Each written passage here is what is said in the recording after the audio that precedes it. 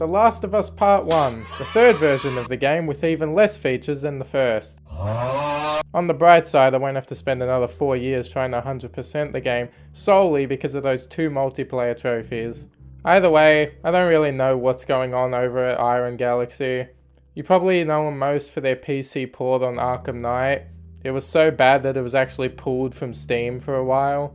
On the plus side, the Uncharted Legacy of Thieves PC port they did seems to be holding up relatively well, so I'm sure there's more to the story, who knows.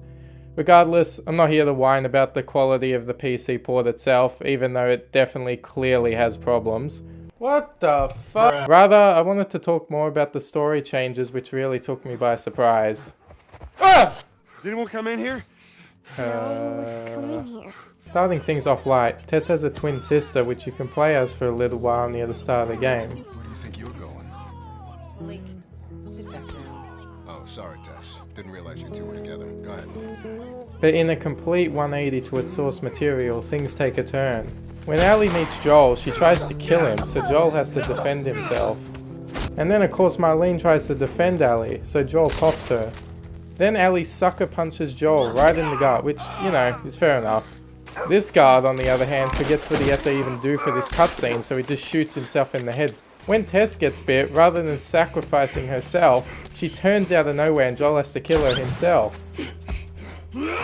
Much like the show actually, Bill dies in the game.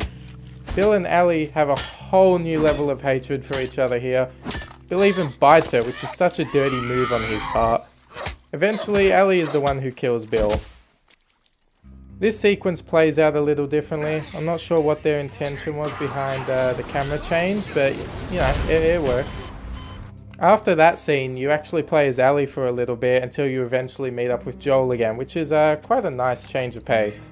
Sam, what are you Not doing? long after that, you meet Henry and Sam. This is actually one of my favorite parts of the game, where Sam wants this toy, but Henry won't let him, so Ellie secretly takes it afterwards. Well, in this version of the game, Henry beats the shit out of Sam over it. Bit much, I reckon, but, you know. Not long after, Joel and Tommy have a cheeky brotherly brawl in the mud. And Maria doesn't like that Joel wants Tommy to take Ellie, so she challenges him. Bad idea. Not long after that, Joel and Ellie have this insane fight because Ellie isn't happy with Joel leaving her with Tommy. They really go all out on this one. This might be the most brutal fight of the game, but I think it's much needed for character development. Ellie even pulls a hatchet on him. After lots of blood and tears have been shed, they decide to call it even. After Joel's injury, Ellie grows a thirst for blood, so she kills this poor innocent man named David that was just helping her out. Now this is the biggest plot twist of all. Towards the end of the game, when you're on your way to save Ellie, Marlene appears from the shadows. Turns out she actually didn't die. In this moment, Joel is wondering how is she still even alive. But then he realizes the bullet just grazed her ear. In a swift turn of events, Joel gives it his all and puts Marlene to sleep. Joel enters the room where Ellie is about to be operated on. The head surgeon seems a nice enough guy, so Joel walks past him and takes Ellie. No harm done. To celebrate, Joel hits a nay-nay.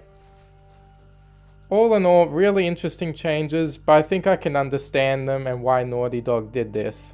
Something else I wanted to point out is if you go into the model viewer and have I can hear you.